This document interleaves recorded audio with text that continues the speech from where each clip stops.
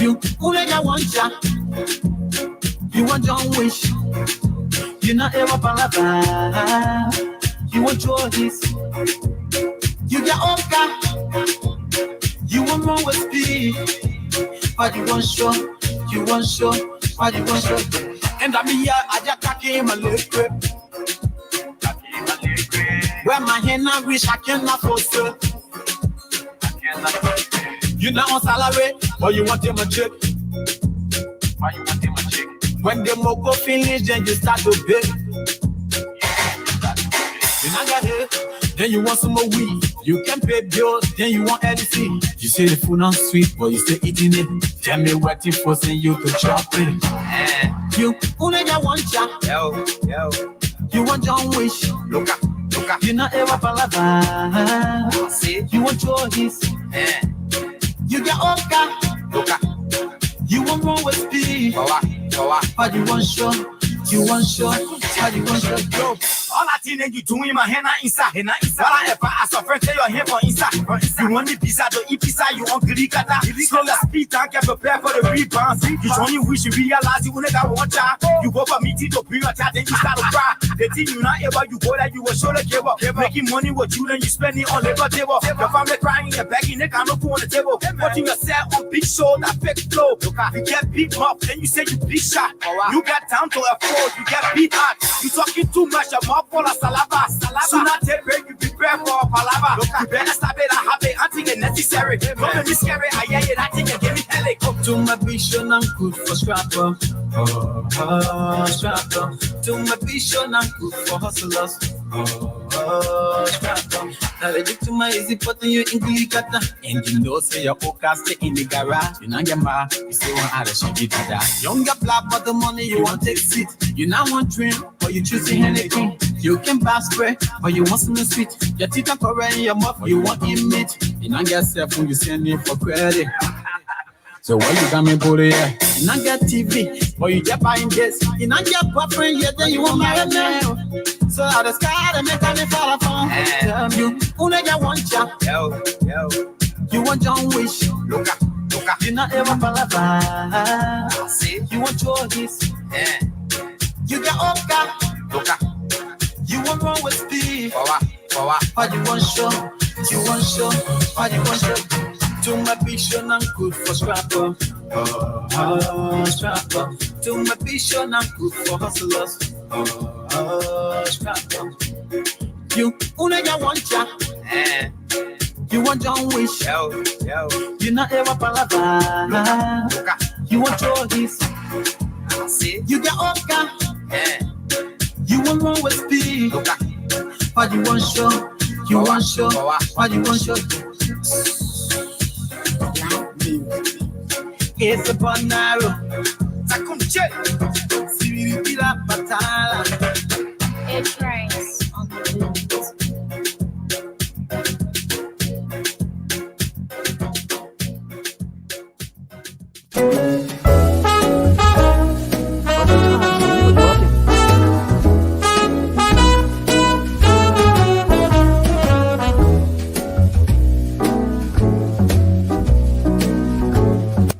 Good morning, ladies and gentlemen. This is the Lieutenant Commander J.R. Glapohkpa Chesson talk show. This morning, I'm at the Black Business Association. And before me is the founder and CEO, Miss Lisa Wranglin. Good morning, Lisa. Good morning, Chesson. Thank you so much for being here with us. We are so excited when you come through these doors. It's always so refreshing to see you and to welcome you to the Rhode Island Black Business Association. And of course, I am your awesome friend, Miss Lisa Wranglin, founder and CEO of this great organization we go by and call REBA. Lisa, tell us about REBA. Yeah, REBA is an organization. Can you imagine? We're going on 12 years old. Rhode Island Black Business Association was founded to create opportunities and build community through business development. And we support small businesses. We help them with access to capital, access to technical assistance for them to grow and thrive and create jobs. And we know when businesses are creating jobs, they actually hire real people. We are moving people from poverty to sustainability. It's a win-win for all of us. In addition, we offer a 7-month leadership development training program that is geared towards high-performing professionals. Again, in Rhode Island, we know that we're hearing people are saying we can't find people of color, black and brown leaders. Well, in partnership with University of Rhode Island and the Department of Labor and Training, we are offering a 7-month leadership development training program that is going to impact companies out there. So any company that wants to diversify their workforce, they need to connect with the Rhode Island Black Business Association. We can help them with their talent development, their pipeline program. Right now, we have over 50 professionals that will be starting in the next cohort in the fall, in October. And again, this is a program that is funded by DLT and in partnership with University of Rhode Island. We are changing the face of leadership in Rhode Island. In addition, we have several other programs. The microloan program, which grants loan anywhere from $5,000 to $10,000. And we have a forgivable loan program up to $5,000. You can find us on web, www.ri-bba.org, or you can call the office at 401-383-1179. We look forward to servicing you. Join us. What message do you have for the people? Well, we have our upcoming gala coming up October 28th. Friday, October 28th, it will be at the Omni. Tickets will go on sale. Early bird tickets will go on sale very shortly. Connect us, and we look forward to servicing you and having a good time this fall. Thank you very much, Lisa. Thank you so much. I appreciate it. We look forward to talking with you again soon. Alrighty. Take care. Stay blessed. Bye-bye.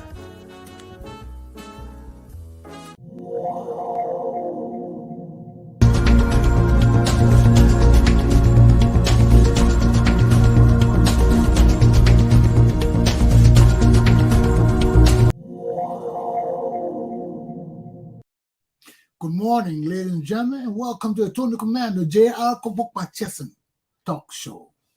Wake up this morning to lower to mid-60 degrees in Providence, Rhode Island, raining, muggy. Take heed and govern yourselves up there. Today is going to be a rainy day, so drive safely, be careful, put on your seatbelts, and govern yourselves accordingly. My topics for the day are: 1, my appeals to the United States of America to free Liberians mustn't be taken in vain. 2, I am a Liberian political scientist. So we'll get into talking about all of that and the significance of that. But let me just say one thing to my people out here. Liberia and America's relationship go very deep. Deep. Nothing occurs in Liberia without America knowing about it. That has been that way since the 1800s. So, when I say America needs to get involved with Liberia, it's in our best interest as well as America's best interest. Because anything happening in Liberia, America got to come to us. Look at all the opposition sitting down right now. They're not doing nothing. They're waiting for America. So it's very significant that Americans understand this great relationship and the responsibility that America holds for Liberia. Either we're going to break the chain of dependency and let Liberians grow up independent and free, or if we're going to stay together, we got to accept the fact that anything happens in Liberia, we got to go there and help. So we got a choice. We've got a choice. But we cannot want to make that choice halfway and still want to hold on to something. It can't work that way. So either we want to continue with the status quo and maintain peace and stability in Liberia, or let Liberia go free and find her own path. So it's no compelling issue. It's either if or not. So let me take a coffee break and we'll get back and we got some issues to talk about.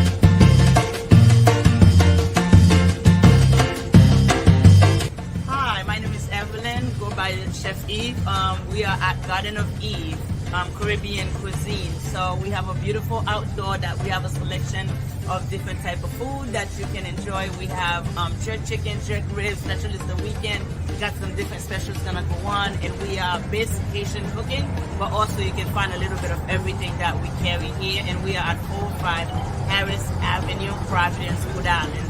Thank you, coming by and try us out. Looking forward to see you guys.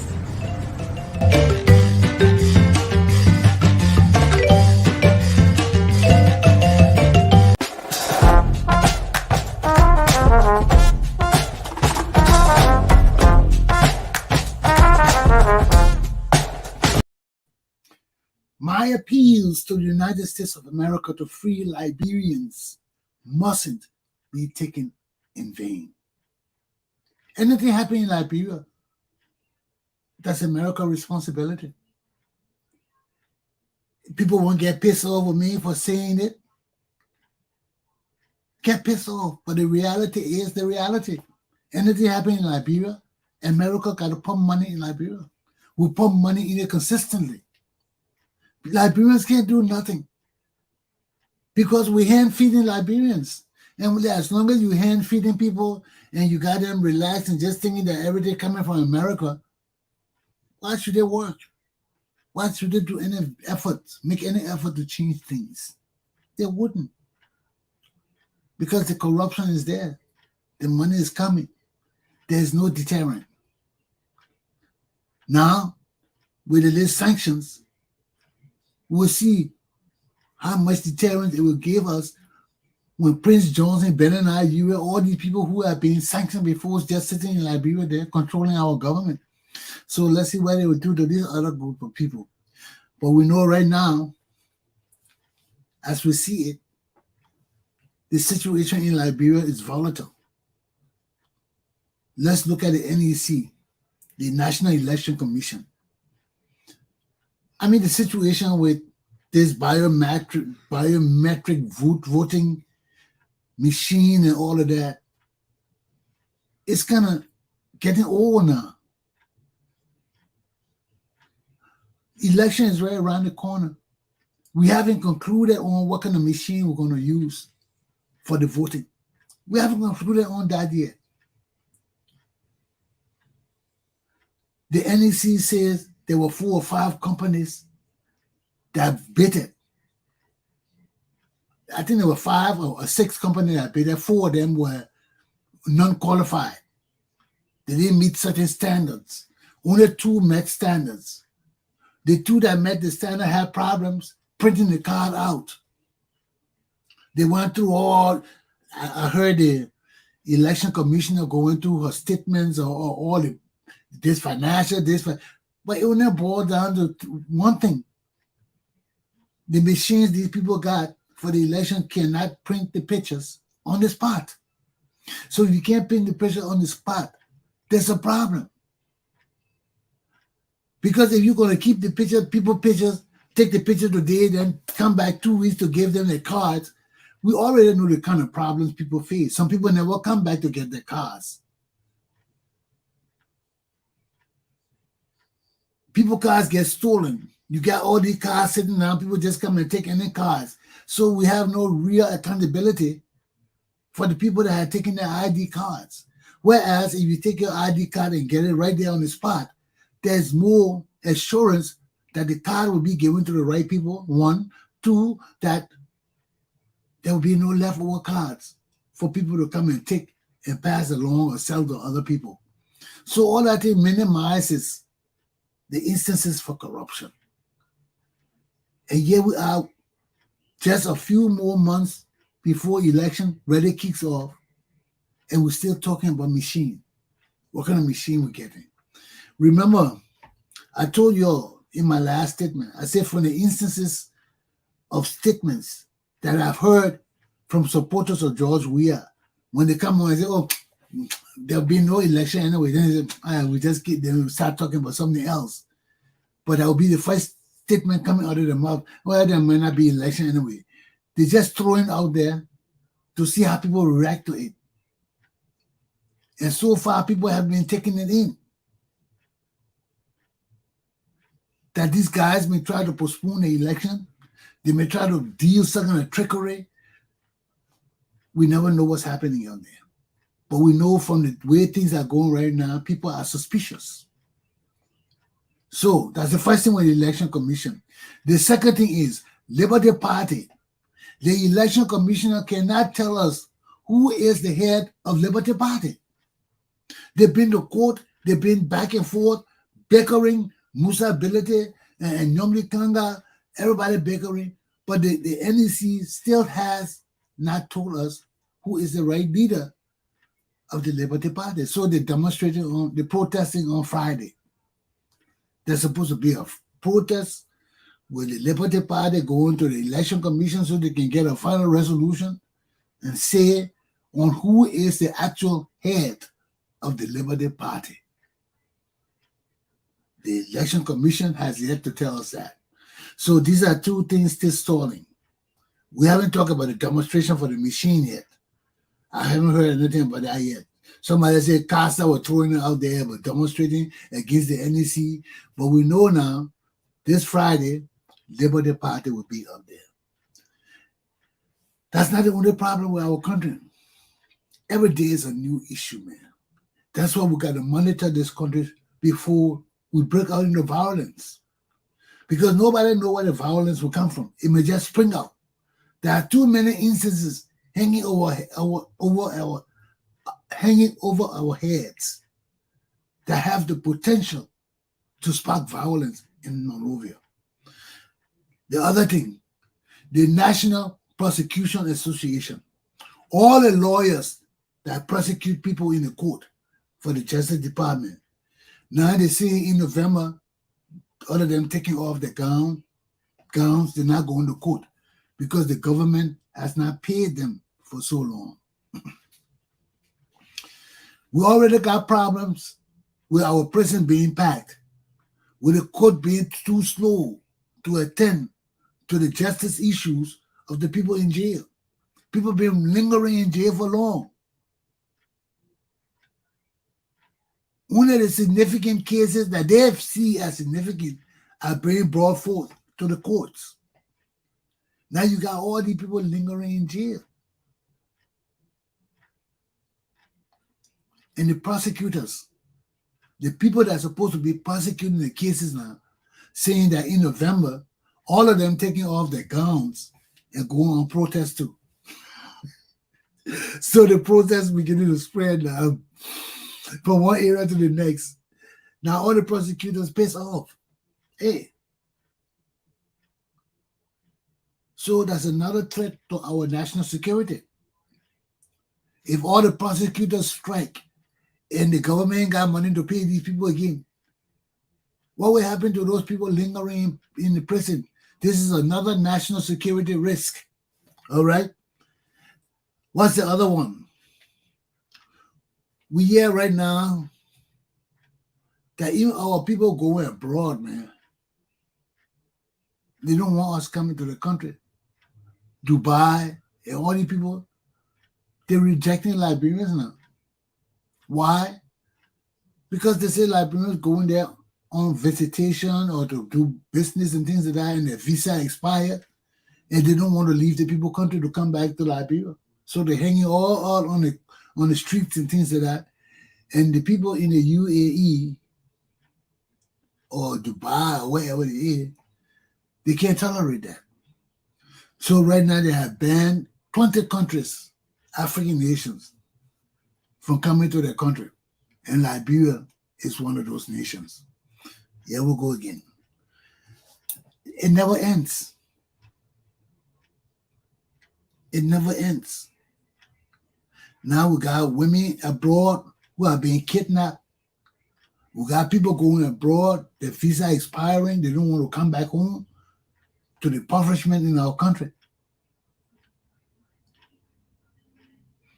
Look at the RIA highway. It's a death trap. Everybody complaining about that. But who has that country now? The same corrupt people in our government. The same corrupt people. They steal from our government. They build schools and private companies and things like that. Now their own company building our roads and things. Now the East International Company, which is owned by Nathaniel McGill, and the company that is fixing our Roberts International Highway Road, Airport in Robert International Airport Road, is owned by Nathaniel McGill, the same man sanctioned by the U.S. government. You see how the criminality just going around? You see how it's just going around? Now he's sanctioned and need money to finish the road. The bank's not giving him the money. He's the owner of the company, the construction company. They're not giving him the money. Why? Because he's sanctioned. The U.S. has put a sanction on him and nobody wants to deal with him. So there he is again. I mean, every day is a new issue. Now our roads, they call it a death trap. We're caught in this mess again. What else is going on in our country? In Bond County, they say a bunch of thieves got together from the Poro Society and kidnapped the magistrate of the court. They kidnapped the man and took him in the bush and forced him to join the Poro Society. Now that group of people in court right now, they brought them to Monroe and put them in court. But these are the dysfunctional things happening in our country. How you just go kidnap a judge? That is thing they did to the other judge in Grand County.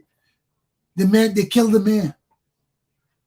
How people can just go and kidnap our judges and things like that and do what they want to do. So there were 6 to 7 tribal people did that. They kidnapped the judge and forced him to join the Poro Society. Can you imagine that? Things are just getting out of hand.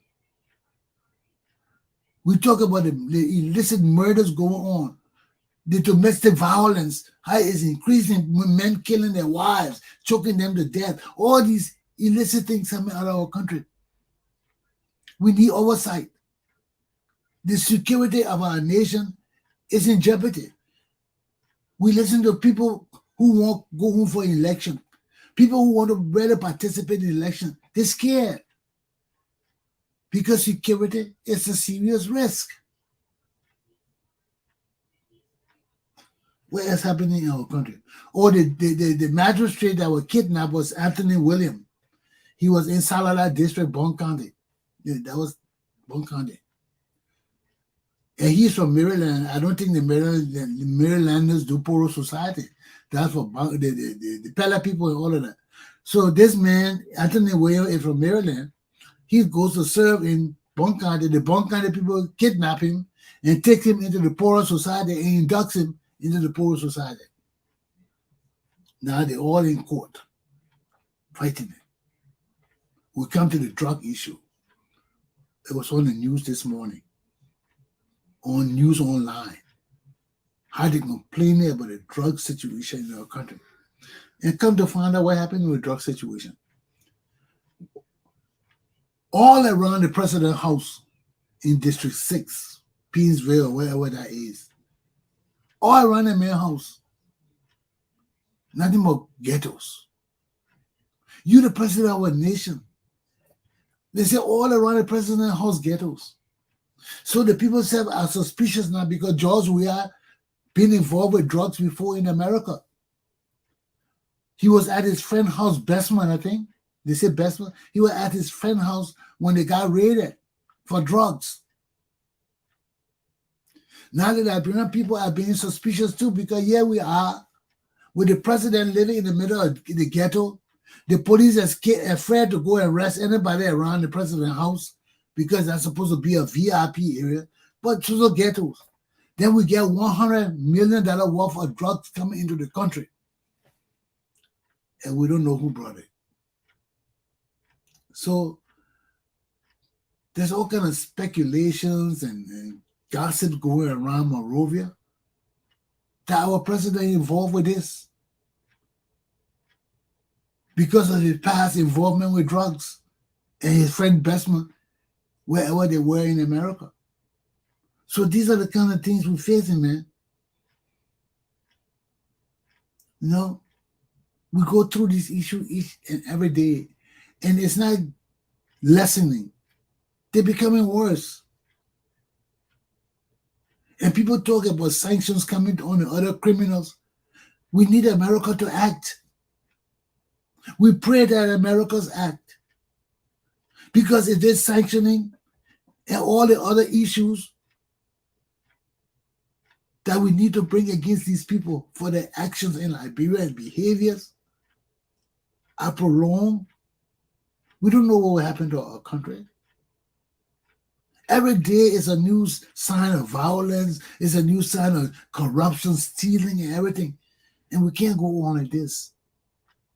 This one little small country can't go on like this.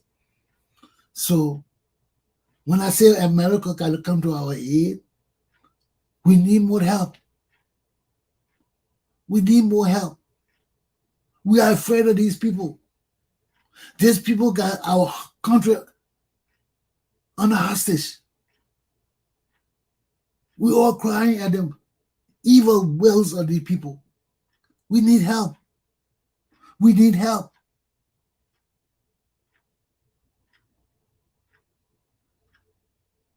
And if only America can help us, who else will help us? Where will we turn? Who else we know to turn to? All the opposition sitting down in Liberia just waiting for America to act. How long will we go through this, man? If America don't want us to be their partners, then let us know. Let us follow new pastures.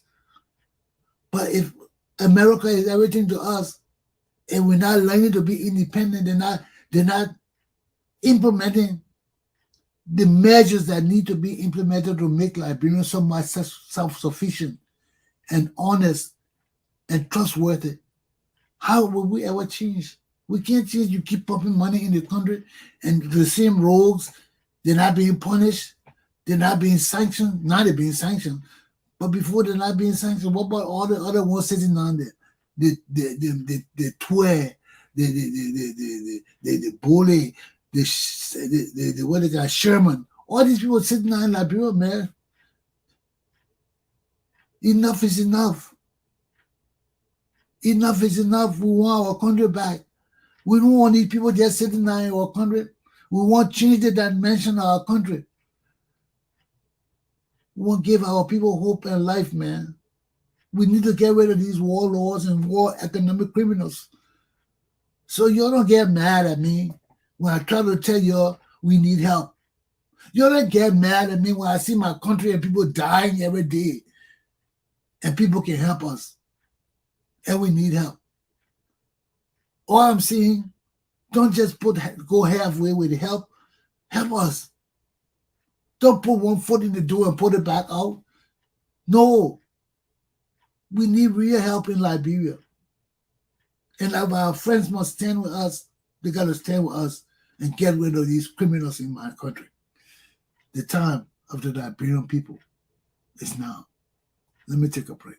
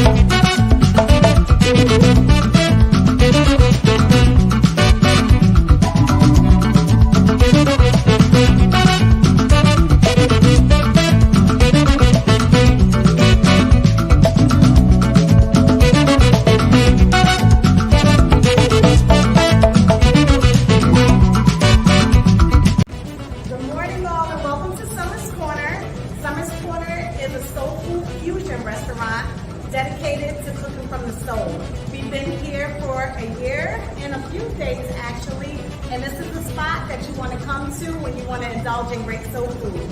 Here we offer collard greens, baked macaroni and cheese, we have the fish and grits, shrimp and grits on Sundays of course, and a lot of other soul food norms added with a little bit of our fusion. Chef Summer Duffin is the chef in the kitchen, and just come on down and check us out. You will not regret it.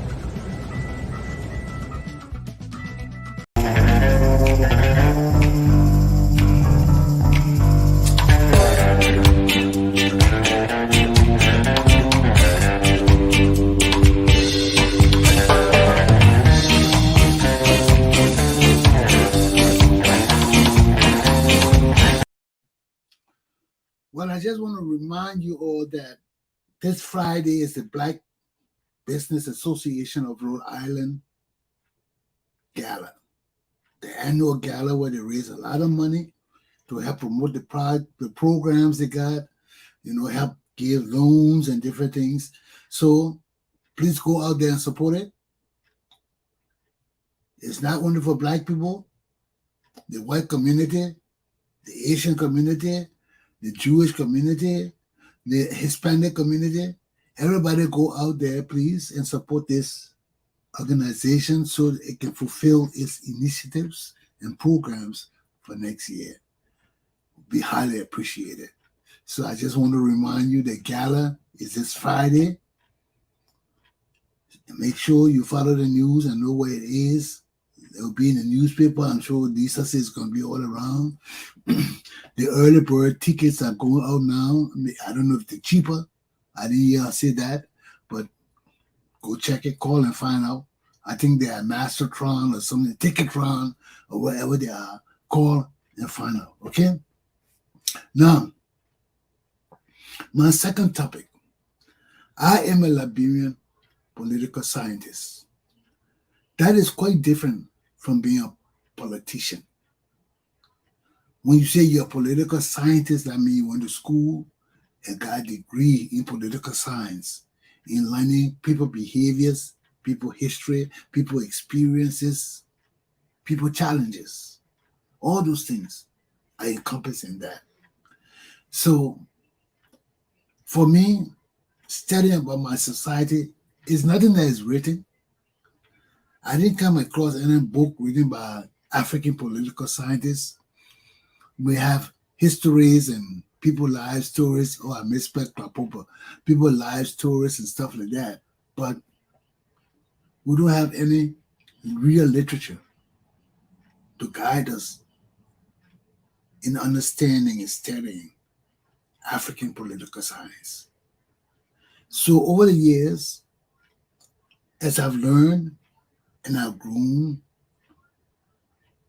and gone from one stage of education to the other stage, as a political scientist, I've tried to understand the cultural significance, the individual significance, the spiritual significance, all these, the individual self of the Liberian people. Who are we? With our numerous tribes. What is our philosophy? What is our culture? When we talk about Liberian culture, what is that culture? Who are we? All these questions, it took me years to understand because we have two societies.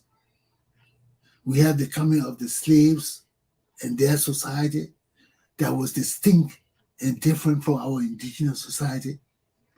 That was in the past. Now we got this amalgamation of all the tribes together where we got to find our roots. And this is the challenge we are going through right now. That's why I told you, when you look back as a political scientist, when I look back at Liberian history, for me, it's starting with Tubman. Because anything beyond Tubman, many of the people who knew about that dead. We can read in the books. We can read in the books, but the books don't really express the sentiments, the real physical situation, how it was when these historical events occurred. So, what is best evidence to tell us about things that were past? Ourselves. So right now, I could tell you about 1980. I told you about that. I could tell you about the coup, how it started, how everything went on, how people were killed, how were at gunpoints. You were so afraid to do anything. You come across soldiers, you got to be afraid. We weren't used to that kind of thing. But after the military coup, it was different. We had to face a different, complete society, man, where everything was a gun, was order, was being boxed and hit and knocked down without hesitation. People would just look at you and say, fall and roll.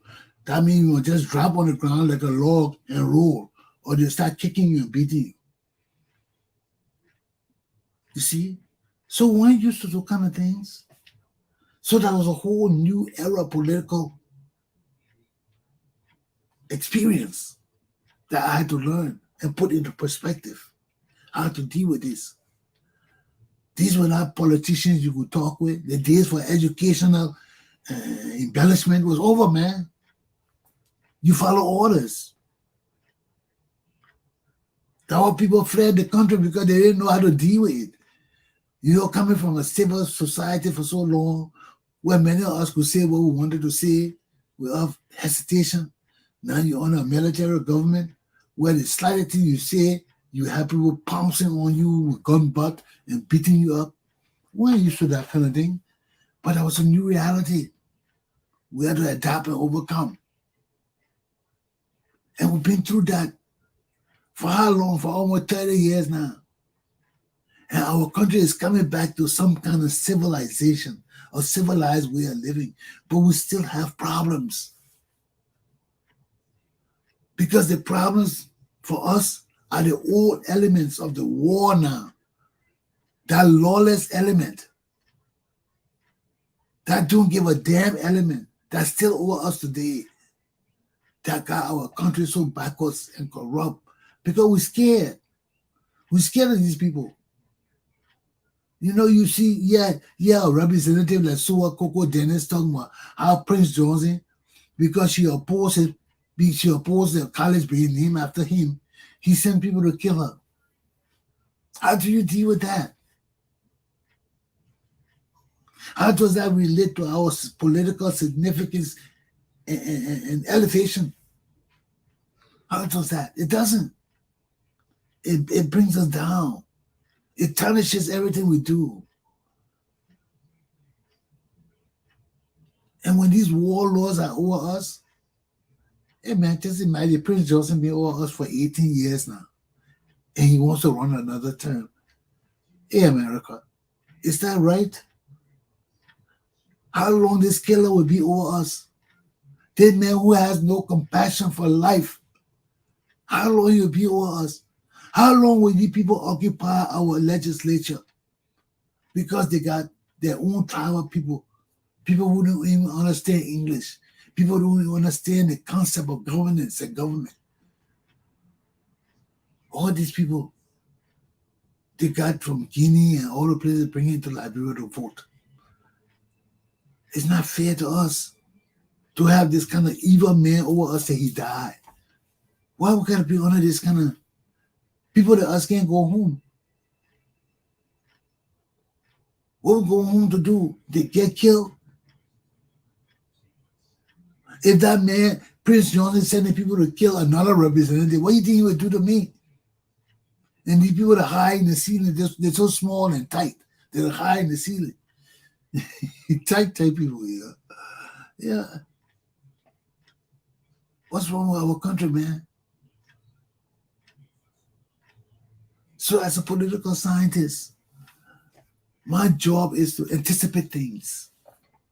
I got the historical background. I know the status quo, what's happening now. My job is to add these things together and to see where will lead us. And as far as I can see right now, we headed to another era of violence, except the American government can come and curb it. Come and curb it. Our opposition not saying anything. They're not saying anything. So we are in trouble. We are in trouble. And unless we have the wherewithal to stand up as true patriots and people who want to change our country will not change. Foreigners got to help us again. We'll be under the same thing that America see us suffering, crying, and dying again, then they'll come and sanction one more person. But how long they will go on? We're not taking our own destiny in our hands. Are we too backwards to do that? Is it too far-fetched for us to somehow lead ourselves into a better era of existence? Do we have to wait now until another generation rises to come to save us? How long would that take? Another 10 more years? We'll be fighting to get rid of Weah, or we got to go into violence again to get rid of him? What hope is there for Liberian people? That's my only concern. What hopes are there for us? Not only to change our destiny, but to change the way we live in, man. You know, every day is one thing or another. Even one thing is another. If in the rice is something else. Injustice. You know, we're just going from one stage of uncertainty, violence, confusion to the next stage. And it's just like we're in a constant state of war and belligerence. How can we handle these things? How can we change our destiny? How can we move on to a better pasture? All these things we need to contemplate. And we need good leaders. Not people like Sam Jackson. You know what he trying to do? Lead our people. Or educate that man that I talking about go under the sycamore tree. For what? For what? To act foolish to the people? Inciting violence and negativity among our children? We got to rise up and open our eyes and see the truth. We got to rise up and pray for goodness and wisdom and direction. Those are things that we can't get on our own. You can't go find wisdom in the store anyway. You got to pray for it. You got to desire it. You got to understand that those are mysticism, the forces of divine relevance. So when you understand all those kind of things, when you need to pray or you sit in the silence of your room, you know what to ask God for. You know what to ask him for. Because we can't do it alone. You can't do nothing by yourself. I can do. There's so much we can do and no more. We need other people. We need other hands, like our country, bringing our laws into focus, bringing our people together to find their destiny and direction. We can't do it sitting alone. We can't do it following different directions. We can't do it blindly. We got to have direction and help. But it's not too far-fetched from us to achieve the best things for us now and our posterity. But it depends on us. Are we ready? Are we ready? I wouldn't be putting all this thing over me. America do more for us and all that if we were self-sufficient.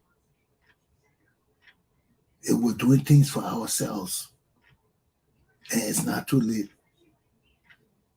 It's not too late. But when we start doing these things, people mustn't come disrupt our efforts.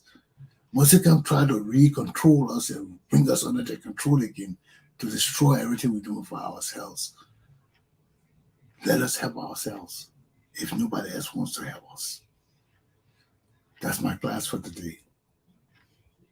You know, as a Liberian political scientist, we got to put our own lives in perspective. Everything we got to put it into perspective, because there's so much you can depend on other people for, and no more. If you don't have it yourself, you'll perish. And we're getting to that stage now. People are getting tired with us. We keep crying wolf, wolf, wolf, wolf, and the people looking at us, oh, we're just joking, but we're just joking. No, we can't continue with that. We got to make positive efforts to change our lives, our direction, and our wholesome society. My class is done. Aluta. Continue. Let's put some hands up. But we got to take control of our own destiny, man. It's not easy.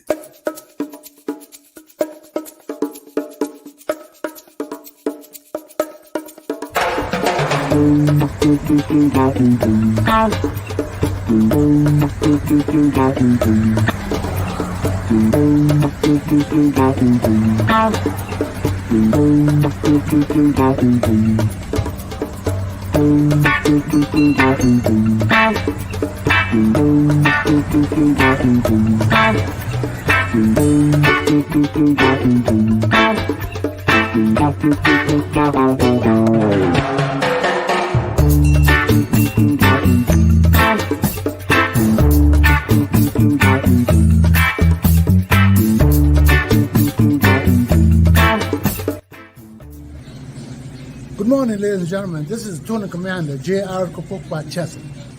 I'm on Broad Street this morning at the Island Restaurant.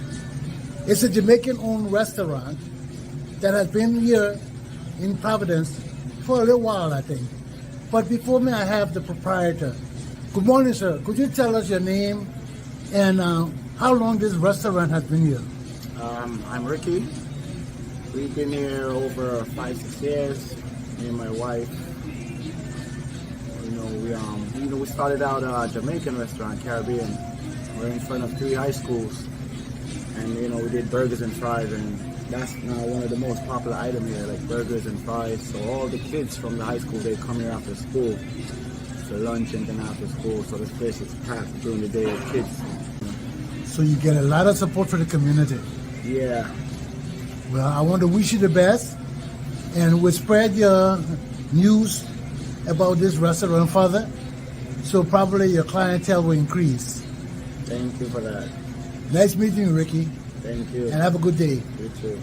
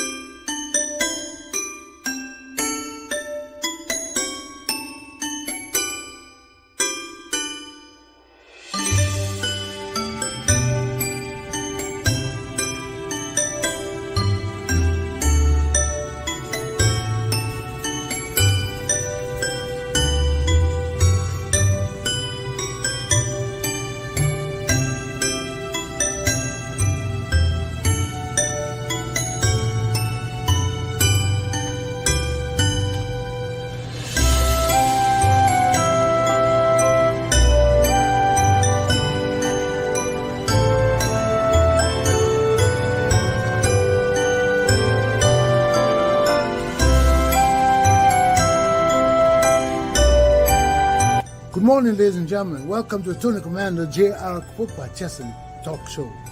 Today I'm at Tufts Market on Charles Street and Ledge Street in Providence, Rhode Island. I'm here with the proprietor. Sir, could you kindly tell us your name and how long this business has been here? My name is Tunde. I've been in business here for the past almost 35 years. Wow. And what kind of support have you received from the community, especially the African community?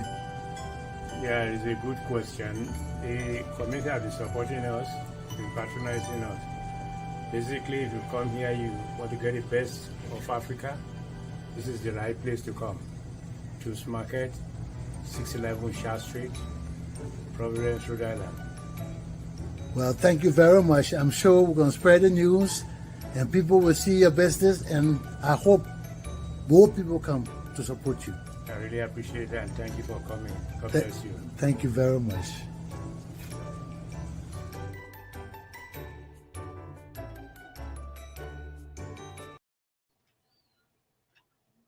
Well, ladies and gentlemen, that's my show for this morning. I hope that you enjoyed it. Be here with me tomorrow morning.